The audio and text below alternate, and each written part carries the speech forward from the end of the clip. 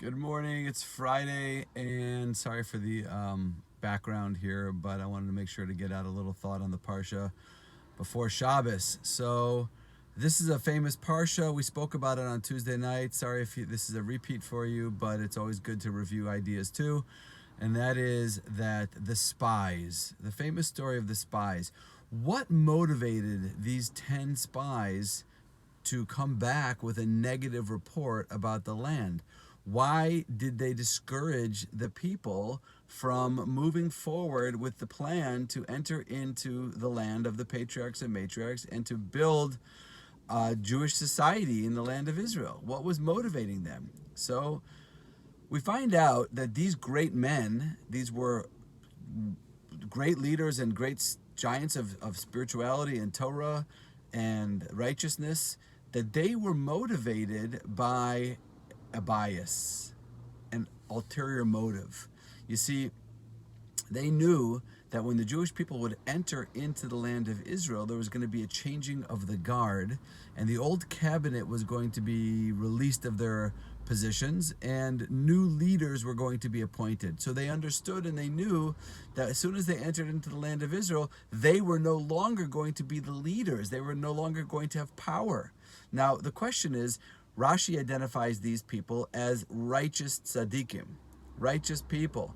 Doesn't sound to me like they're very righteous people if their own motivation for power was preventing them from encouraging the people to enter the land. And in fact, their own desire for power and to control their positions led them to discourage the nation, something that we're still suffering from to this very day. So how can it be? How can these be righteous people? So the answer really is they didn't do it consciously.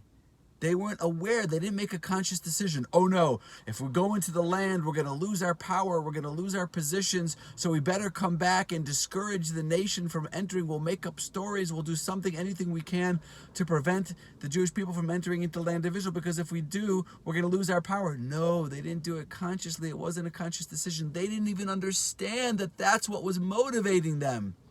And you understand that we are no different. We are very often motivated in our decisions, in the things that we do, and the choices that we make by ulterior motives that we're not even aware of, subconscious biases that drive and motivate our decision making. And that's very scary.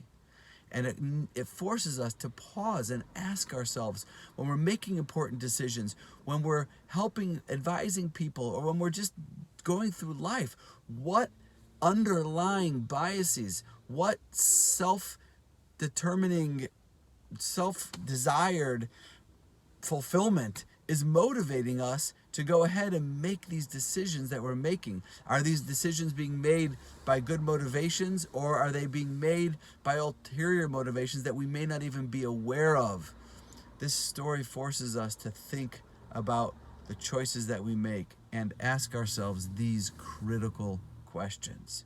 Because if these great men, and they were great men, they were righteous and they were tzaddikim, if they could make terrible decisions because they were being motivated by a bias, by an ulterior motive that they weren't even aware of, think about how much more so we are susceptible to that possibility. Have a great Shabbos, everybody, and we'll talk more next week. Shabbat Shalom.